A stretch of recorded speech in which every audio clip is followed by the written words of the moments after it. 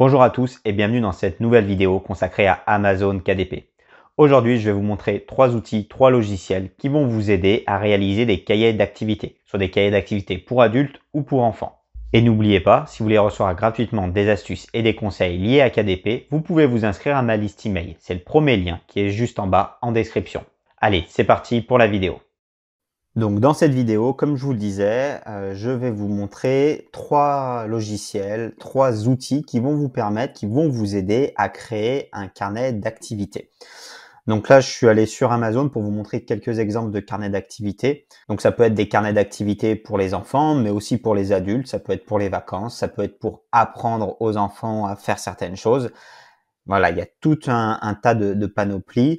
Vous pouvez faire des carnets d'activités avec des activités différentes à l'intérieur, mais aussi avec des activités identiques, par exemple que des activités autour des lettres, donc par exemple avec des mots mêlés, des mots fléchés, des choses comme ça. Donc il y a plein de possibilités. Donc comme je vous disais, je vais vous montrer 3 outils qui permettent de faire ce type de carnet-là. Le premier que j'avais envie de vous montrer, alors on en a déjà un petit peu parlé sur certaines vidéos, et du coup les 2 premiers outils vont être liés à ça, c'est les intelligences artificielles. Donc on l'a vu depuis plusieurs mois, ça fait un petit peu le buzz sur Internet, on en parle beaucoup, et effectivement ce genre d'outil-là peut vous aider à faire des carnets d'activités. Donc dans une précédente vidéo, je vous avais parlé de Midjourney. Là, j'aimerais vous parler de la fonction texte to image de Canva. Donc là, on est directement sur Canva. Je suppose que tout le monde connaît Canva. Et du coup, en bas, ici, vous avez des applications et vous avez la fonction text to image. Donc la première fonction que je voulais vous montrer, c'est que vous allez pouvoir faire des coloriages avec cette fonctionnalité-là. Donc, vous pouvez le faire directement sur Canva ou sur d'autres intelligences artificielles, typiquement Midjourney ou Dall-E, par exemple, qui permettent aussi de faire ça. Donc là, typiquement, vous voyez, j'ai écrit un dessin de voiture à colorier. Donc là, on tape sur générer et ça va donc nous générer des dessins. Donc ça, potentiellement, ça évite d'acheter le dessin ou d'avoir des dessins un peu plus spécifiques. Ça peut être intéressant. Alors bien sûr, vous pouvez toujours passer par des illustrateurs qui vont vous dessiner le dessin, mais ça peut être une option de faire avec ce genre d'intelligence artificielle. Donc vous voyez, là, ça nous a sorti finalement une image. Donc après, on peut la retravailler. L'image, on va par exemple enlever l'arrière-plan pour que ça nous fasse vraiment un dessin colorié. Alors là, ça nous fait un dessin qui est, ça va pas enlever l'arrière-plan, on va réessayer. Alors ça marche pas tout le temps d'enlever l'arrière-plan. Ça nous fait un dessin qui est très adulte, mais on va essayer en notant la notion enfant dedans, si on veut par exemple un coloriage pour les enfants. À chaque fois pour les intelligences artificielles, c'est le même raisonnement, hein. Il faut faire des tests, il faut s'entraîner, il faut améliorer vos prompts pour arriver à faire de jolis dessins. Voilà, donc on va dire que ça a fonctionné. Vous pouvez faire directement des dessins sur Canva en utilisant text to image, en utilisant l'intelligence artificielle. Donc ça, finalement, c'est une première activité que vous pourriez mettre dans un cahier d'activités. Finalement, vous pourriez mettre des coloriages. La deuxième chose dont je voulais vous parler, c'est ChatGPT. Donc, on l'a vu, ChatGPT, vous l'avez vu sûrement sur plein de vidéos, vous l'avez vu aussi sur une vidéo sur ma chaîne. Ça vous permet de faire plein de choses. Vous pouvez un petit peu tout lui demander et vous pouvez lui demander de l'aide pour faire votre cahier d'activités, en tout cas pour faire quelques-unes des activités. Par exemple, si on veut faire une blague dans notre cahier, eh bien, on va marquer tout simplement écris-moi une blague avec un ours, par exemple. Voilà, donc là j'ai mis une blague avec un ours, mais on aurait pu aller beaucoup plus loin, hein. Un ours qui rencontre un flamant rose, on aurait pu aller vraiment un ours en train de manger, on aurait pu vraiment lui faire dire un petit peu ce qu'on voulait. Donc là il nous fait une blague. Pourquoi les ours ne sont-ils jamais endettés? Parce qu'ils ont toujours des espèces sur eux. Alors c'est plus ou moins bien, hein, mais ça donne à réflexion. Peut-être des fois c'est à retravailler. Je sais que des fois j'ai fait quelques tests, ça en a sorti des marrantes. Des fois c'est un petit peu moins bien, celle-ci très moyen. On va lui dire encore une. On va voir s'il nous en ressort une autre avec un ours. Qu'est-ce qu'un ours polaire dit quand il se cogne? Is beer, en anglais is. Ouais, ok. Donc là voilà, il y a un petit jeu de mots. Pourquoi pas? On n'éclate pas de rire, mais il y a un petit quelque chose, donc pourquoi pas, ça peut vous aider à faire des blagues. Mais on peut faire plein d'autres choses avec ChatGPT. On pourra faire par exemple des énigmes, des devinettes, des choses bien précises. Donc on va lui dire fais-moi une énigme pour un enfant de 8 ans. Et donc là, il va nous sortir une énigme. Donc, pareil, qui sera peut-être plus ou moins bien, retravailler, être plus précis dans le prompt. Encore une fois, il ne faut pas hésiter à aller dans le prompt, à retravailler l'énigme avec lui. D'accord, voici une énigme adaptée pour un enfant de 8 ans. Je suis présent dans le ciel, mais je ne suis ni un nuage, ni un oiseau. Je peux être rond ou en croissant. Qui suis-je? Je brille la nuit. Qui suis-je? Ça doit être la lune, je suppose. Et la réponse, on va lui demander la réponse quand même. Voilà, je suppose que la réponse est la Lune. Effectivement, c'est bien la Lune. On peut aussi faire des exercices. Donc ça peut être intéressant. Si on veut faire par exemple un cahier d'énigmes, on peut mettre des énigmes, des devinettes, mais aussi des exercices de mathématiques, par exemple. On va lui dire, fais-moi un exercice de maths avec des animaux pour un enfant de 8 ans. Donc voilà, on peut lui demander plein de choses. Là, je vous donne quelques exemples, mais c'est très varié ce qu'on peut lui demander.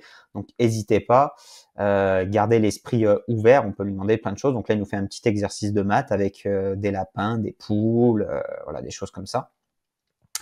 ChatGPT, il nous fait que des réponses écrites, mais potentiellement, il fait aussi des tableaux. Donc, on peut y penser. Vous pouvez lui dire, par exemple, de nous faire un mot mêlé.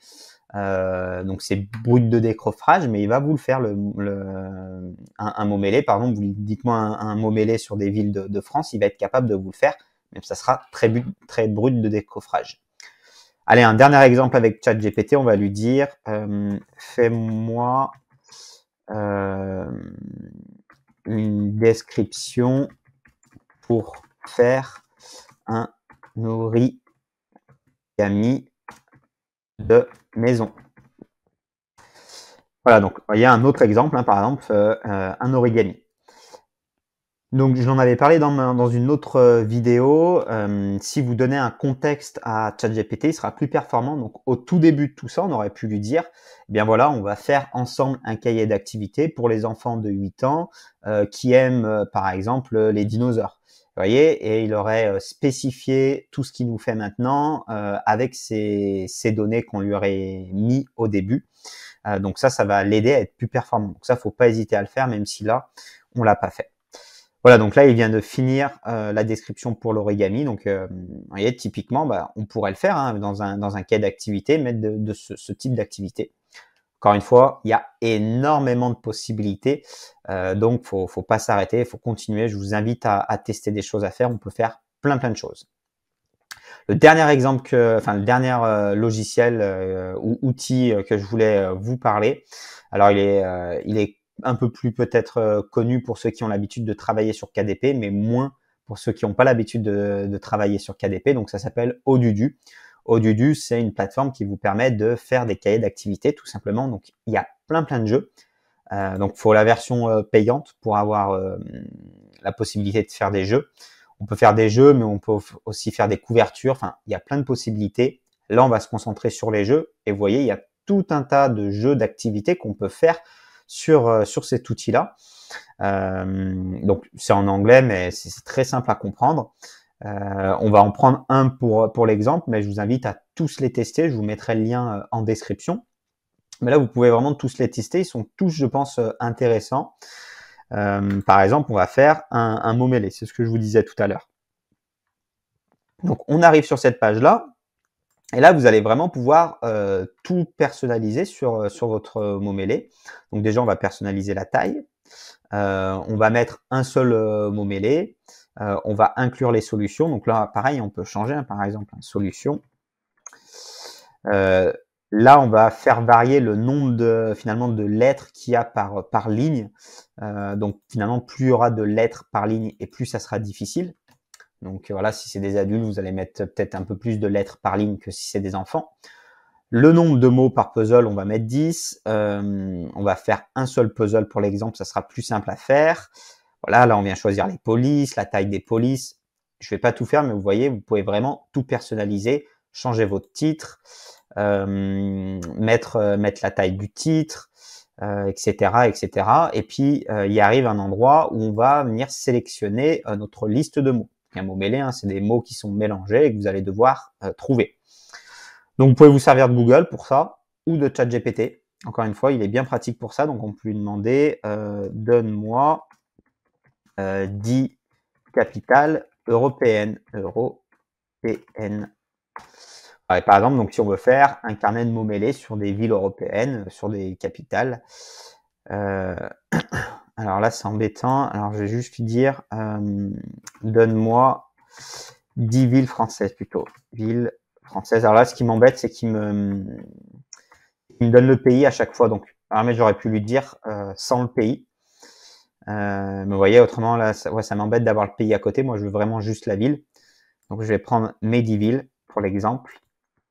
Et puis, simplement les coller sur Odudu. Donc, vous voyez, en une seconde, là, je fais un cahier de mots mêlés grâce à ces deux outils-là que je vais venir combiner Odudu et ChatGPT. Encore une fois, on peut tout personnaliser. Je vous laisserai tester. On peut personnaliser les couleurs du texte, les couleurs du titre. Voilà, on peut vraiment s'amuser avec Odudu. Et ensuite, vous allez venir télécharger votre mot mêlé dans notre exemple. Voilà, donc là, très simplement, parce que vous voyez, j'ai rien changé, hein, mais voilà, on a nos 10 villes qui vont être à retrouver dans le mot mêlé. Et puis après, vous avez la solution. Voilà, donc vous voyez, en combinant les deux, on arrive en un rien de temps à faire des activités. Ensuite, ça, ce que vous pouvez faire, alors si vous utilisez Canva, très simplement, vous avez une fonction sur Canva qui vous permet d'importer les PDF.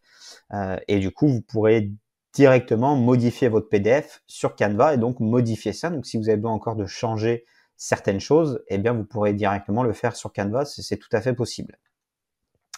Voilà pour ces 3 outils. Donc, 3 outils qui, moi, j'utilise très régulièrement. Pas forcément pour faire des cahiers d'activités complets, hein, mais ça peut être, voilà, ça peut être un cahier pour apprendre les mathématiques et puis dedans, je vais mettre quelques jeux d'énigmes, par exemple. Vous voyez, il y a plein de possibilités.